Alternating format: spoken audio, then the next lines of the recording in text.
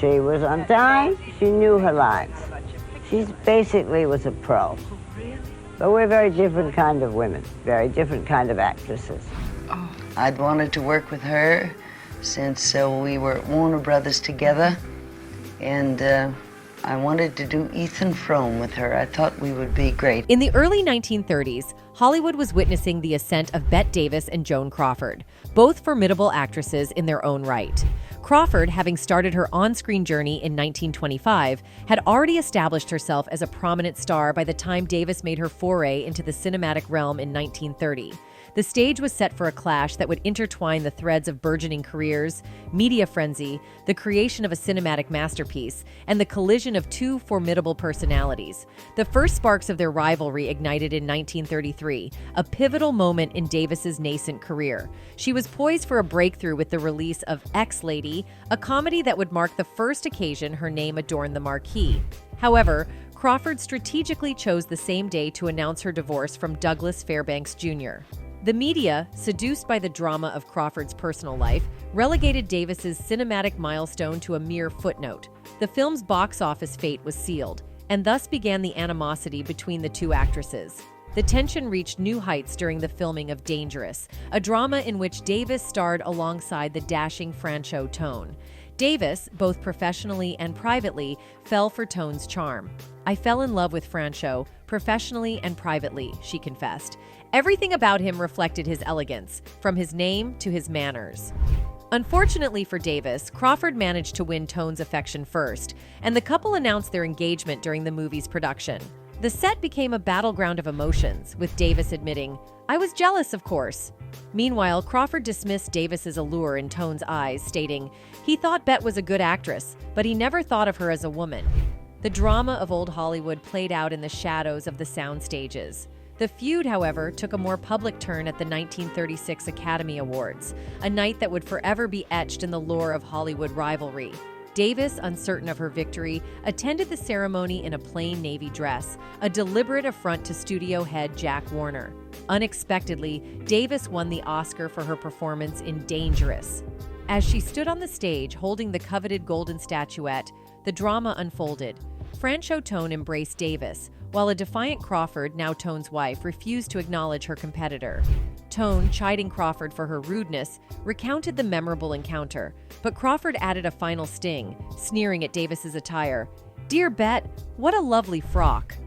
Decades later, in a 1987 interview with journalist Michael Thornton, Davis candidly confessed, "I have never forgiven her for that and never will." The bitterness of that defining incident lingered, serving as a poignant testament to the depth of their rivalry. Anyway, in 1943, Crawford made her move to Warner Bros. From rival studio MGM and demanded the dressing room adjacent to Davis, who had been at Warner Bros. For a decade. Crawford reportedly sent numerous gifts and flowers next door in a bid to win Davis over, all of which were returned. In 1945, Crawford had her heart set on the title role in the film noir Mildred Pierce and got her wish when Davis, the studio's first choice, turned it down. Director Michael Curtiz was very reluctant to cast Crawford, but finally relented after seeing her screen test. Crawford went on to win her first and only Oscar, which she famously accepted in her bed, for Mildred Pierce. 2 years later, Crawford would take another lead role originally intended for Davis in the crime drama Possessed and win another Oscar nomination for it. Despite Davis's oft-quoted line, "Miss Crawford is a movie star and I am an actress," it had become clear that the industry saw more common ground between them than Davis would like to admit. Given the comparisons, it's no surprise that some producers were keen to get Davis and Crawford on screen together. The Women in Prison drama Caged was intended by Warner Bros. As a joint Davis-Crawford vehicle, but Davis supposedly refused to sign on opposite Crawford, calling the film a dyke movie, which leads into another intriguing wrinkle of this feud. Crawford, who had relationships with both men and women throughout her life, was suspected by some to have harbored a curiosity about Davis. "Franchot isn't interested in Bette, but I wouldn't mind giving her a poke if I was in the right mood." Crawford was quoted as saying by her friend and confidant Jerry Asher, "Wouldn't that be funny?" Asher added that he was never sure whether Crawford was serious, but felt that she was attracted to Bette's vitality and energy. Bette was always convinced, due to her ego, that Joan had the hots for her, and that's one reason why she was always so antagonistic and called her a phony. In 1952, the romantic drama The Star was written by Crawford's longtime friend Catherine Albert, supposedly as retaliation after a falling out. Davis was cast in the lead role of a washed-up actress clinging desperately to her fading star power, a thinly veiled, deeply unflattering depiction of Crawford. Davis presumably didn't take much convincing to sign on. In 1962, as depicted in Feud, it was Crawford who persuaded Davis to sign on to Whatever Happened to Baby Jane, the psychological horror story about a crippled former actress, Crawford, who is terrorized by her deranged sister, Davis, in their Hollywood home. Though the film was an unexpected box office success and did to some extent represent the comeback that both actresses desperately needed, it became remembered most powerfully as a public document of their real-life rivalry. Davis agreed to sign on to Baby Jane on two conditions: that she play the title role of Jane, and that the film's director, Robert Aldrich, assure her he was not sleeping with Crawford. "It wasn't that I cared about his private life or hers either," Davis reportedly said. "I didn't want him favoring her with more close-ups." It was on the set of Baby Jane that the most legendary episodes in Davis and Crawford's feud took place. Crawford was on Pepsi's board of directors at the time. Her late husband, Alfred Steele, was a Pepsi executive, so Davis had a Coke machine installed in her dressing room just to spite her. In one scene where Jane beats Crawford's character Blanche, Crawford requested a body double because she didn't trust Davis not to hurt her for real. She was reportedly proved right during a close-up in which a body double could not be used, where Davis hit her hard in the head. Some reports claim hard enough to require stitches, though Davis insisted that she barely touched her. Crawford got her payback during the filming of another scene, where Jane drags Blanche out of bed and across the room. Knowing that Davis had back problems, Crawford made herself as heavy as possible, either by filling her pockets with rocks, wearing a weightlifter's belt, or simply making herself dead weight, depending on which report you believe, and deliberately ruined several takes, forcing Davis to drag her around again and again until she was in agony. Even when filming had wrapped on Baby Jane, the tension kept simmering. The rivalry between Crawford and Davis reached its zenith during the 1963 Best Actress competition. Davis, nominated for an Oscar for Whatever Happened to Baby Jane, found herself entangled in a heated contest fueled by her co-star Crawford's envy. Crawford, not receiving a nod herself, orchestrated an Oscar campaign of ruthless proportions, a strategy that would have made even Harvey Weinstein proud. In a twist of fate, Crawford achieved her desired outcome, an Oscar win for anyone but Davis. To add a final flourish, it was Crawford who graced the Oscar stage to accept the Best Actress award, albeit on behalf of Anne Bancroft. In the Machiavellian mindset of the seasoned movie star, this technicality was inconsequential. At that moment, Davis, already a holder of 2 Oscars, had her sights set on a third, which would have solidified her status as the first actress in Hollywood history to achieve a trio of golden statuettes. Following the nomination announcement, Crawford played the role of a supportive teammate, reassuring reporters, "I always knew Bette would be chosen, and I hope and pray that she wins." "That's so much bull," Davis retorted after hearing what Crawford said. When Miss Crawford wasn't nominated, she immediately got herself booked on the Oscar show to present the Best Director award. Davis went on to say, She went to all the New York nominees and said, "If you can't get out there, I'll accept your award. And please do not vote for her." She was so jealous. It was Crawford who ultimately accepted Bancroft's trophy. Fellow nominee Geraldine Page also confirmed that Crawford reached out to her in an interview about her bizarre interaction with the movie star, who was 2 decades her senior at the time. "I received a lovely note of congratulations from Miss Crawford," said nominee Geraldine Page, "and then she called me. I was tongue-tied, very intimidated in talking with her. To me, she was the epitome of a movie star. I always loved her movies. All I could manage was, 'Yes, Miss Crawford. No, Miss Crawford.' When she mentioned about accepting the Oscar for me if I won, I said yes. Actually, I was relieved. That meant I wouldn't have to fly all the way to California or spend a lot of time looking for a new dress to wear. I was happy and honored that Joan Crawford would be doing all of that for me." While Page would have fretted about finding the perfect dress, Crawford reveled in dressing for the occasion, wearing an Edith Head-designed silver gown, Van Cleef and Arpels diamonds, and silver powder dusted onto her curled hair. Davis, who was positive she would win, also wore Edith Head and was accompanied to the Santa Monica Civic Auditorium by her daughter BD, son Michael, and friend Olivia de Havilland. On the red carpet, Davis stated her intentions with the kind of immodesty that would have made Meryl Streep blush. "Yes, I want that Oscar," Davis told columnist Army Archerd. "I have to be the first to win 3. Rather than watch from the audience, Crawford, Davis, and their entourages watched backstage. Davis sat in host Frank Sinatra's dressing room, while Crawford commanded her own viewing soiree in the main dressing room. The consummate host, Crawford transformed the space into her own viewing party, according to Considine, who wrote that she had a wet bar set up with Pepsi coolers filled with bourbon, scotch, vodka, gin, champagne, plus 4 kinds of cheese and all the fixings, as well as a TV brought in so her guests could watch in real time. As the moment arrived for Swiss actor Maximilian Schell to reveal the best actress in the wings, both women, Davis and Crawford, positioned themselves backstage. However, Davis's biography, Dark Victory, suggests that they remained in their separate green rooms during the category announcement.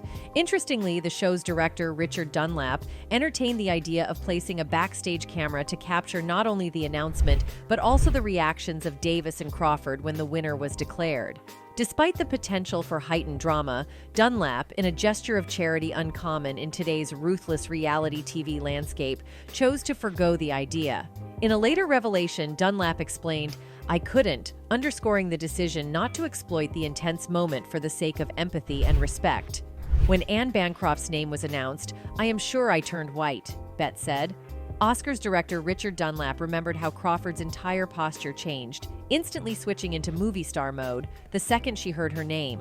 Shoulders back, neck straight, head up, she stomped out her cigarette butt, grabbed the hand of the stage manager, who blurted afterwards, "She nearly broke all my fingers with her strength." Then, with barely an "excuse me" to Bette Davis, she marched past her and soared calmly on stage with the incomparable Crawford manner. Bette bit into her cigarette and seemed to stop breathing, said Dunlap. She had lost the award. Joan was out there. Suddenly, it was her night. While Davis did not recall specific details of that gut punch moment, a single glance that Crawford gave her later in the night would remain seared into Davis's memory. Moments later, Crawford floated down the hall past my door, Davis remembered. "I will never forget the look she gave me. It was triumphant. The look clearly said, 'You didn't win and I am elated.'" In 1969, when asked about Crawford, Davis actually had some nice things to say about her erstwhile co-star. "She is a professional," Davis told an interviewer. "She is always on time. She knew her lines. We made Whatever Happened to Baby Jane in 3 weeks, Joan and I, because that is all the money anybody would give for us. But I had great respect for her as a professional, and I wish I was half as beautiful, that I will say for her. Now, if you want to meet me privately sometime, I will tell you what I really think," Davis added, eliciting laughs from the audience. As bitterness set in, though, Davis quit feigning politeness in public. "Joan did not want me to have that Oscar," Davis told Barbara Walters in an interview decades after the 1963 Oscars, the pain still fresh in her memory. "She worked very hard, campaigned very hard, talking to all of the New York people saying, 'If you win, I'll accept your Oscar.'" Davis then continued to say, She was a fool, my dear. We had a great percentage. If I had won that Oscar, we'd have made $1 million more on the film. Even in 1987, after she had suffered a debilitating stroke and been diagnosed with breast cancer, Davis was still dwelling on the loss. Are you hurt by the memory of that? I was furious because that would have made me the first person with 3. Gumbel followed up by asking whether the awards meant as much to her then as they did when she first won them. While any actress of the modern era would most likely wave off the question with a publicist-approved statement saying the experience, not the material trophy, is what matters most, Davis, even in old age, was fierce, unrelenting, and award-focused. "Do the honors mean as much now as when you won the—" Gumbel asked. "You bet," Davis said, cutting Gumbel off before he could finish the question. After all, Davis had put everything else in her life, her marriages, her relationships with her children, behind her career. And if she didn't do it for the awards, what the hell did she make all of those sacrifices for anyway? "I have them displayed in a beautiful cabinet at home," Davis continued. "I have awards from all over the world, and I am so proud of it. I call it my blood, sweat, and tears."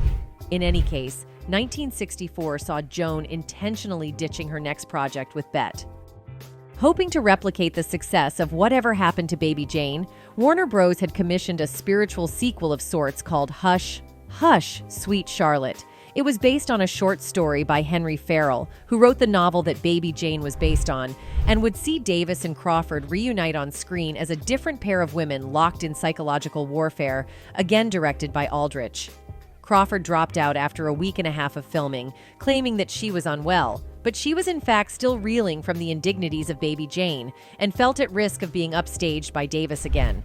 Though Aldrich hired a private detective to track Crawford's movements, he wasn't able to get her back to set, and finally the choice came down to recasting her role or canceling the film altogether.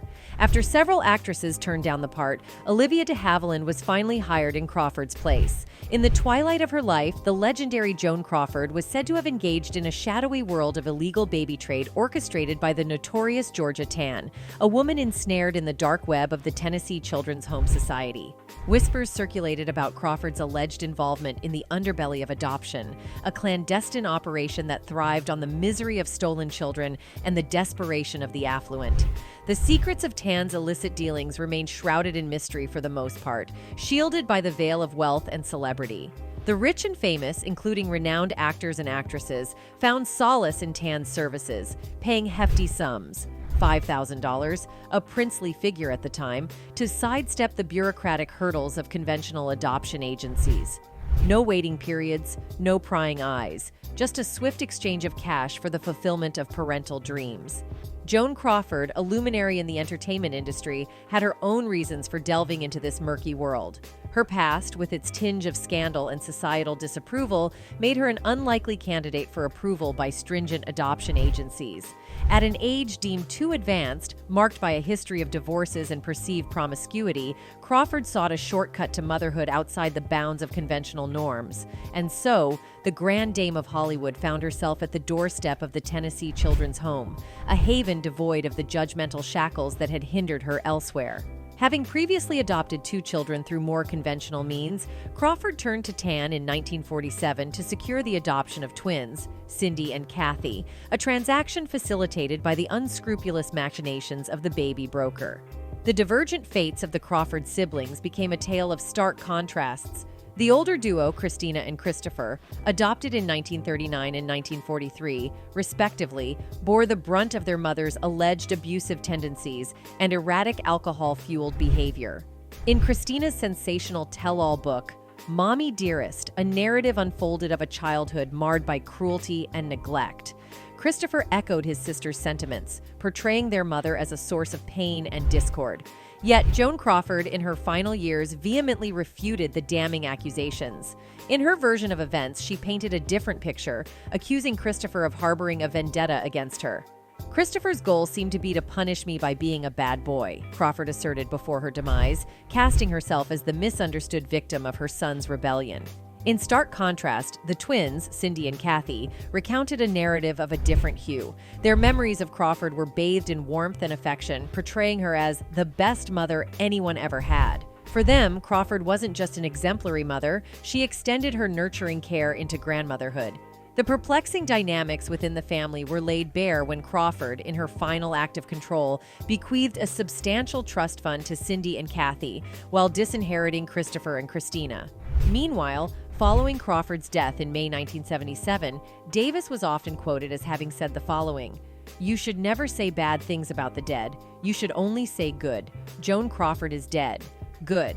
However, whether or not Davis actually delivered that brutal, brief eulogy, she would ultimately soften towards Crawford, even coming to her old enemy's defense following the publication of Mommy Dearest, a damning memoir by Crawford's adoptive daughter Christina that chronicled the abuse she suffered at the hands of her mother. "I was not Miss Crawford's biggest fan," Davis acknowledged, "but wisecracks to the contrary, I did and still do respect her talent. What she did not deserve was that detestable book written by her daughter. To do something like that to someone who saved you from the orphanage, foster homes, who knows what. If she didn't like the person who chose to be her mother, she was grown up and could choose her own life." Davis went on to admit that she felt very sorry for Joan Crawford, but I knew she wouldn't appreciate my pity, because that's the last thing she would have wanted, anyone being sorry for her, especially me. I can understand how hurt Miss Crawford had to be. Well, no, I can't. It's like trying to imagine how I would feel if my own beloved, wonderful daughter, BD, were to write a bad book about me. Unimaginable. That last part would soon become bitterly ironic, to a degree that would seem heavy-handed if you wrote it in a screenplay. In 1985, B.D. Hyman would indeed follow in Christina's footsteps and publish a book entitled My Mother's Keeper, in which she described Davis as a selfish, emotionally abusive alcoholic. For what it's worth, this account of Davis is much more contested than the account of Crawford in Mommy Dearest, and public reaction was largely sympathetic towards Davis. Hyman's adopted brother disagreed so strongly with the book's publication that he disowned her. In any case, the Davis-Crawford feud continues to captivate audiences, transcending the boundaries of time and remaining a relevant and enduring Hollywood narrative. Whether it's revisiting the classic films that define their careers or exploring the nuances of their personalities through contemporary portrayals, the feud between Bette Davis and Joan Crawford remains a compelling and iconic chapter in the annals of Tinseltown. Anyway, that's it for this video, folks. Bye.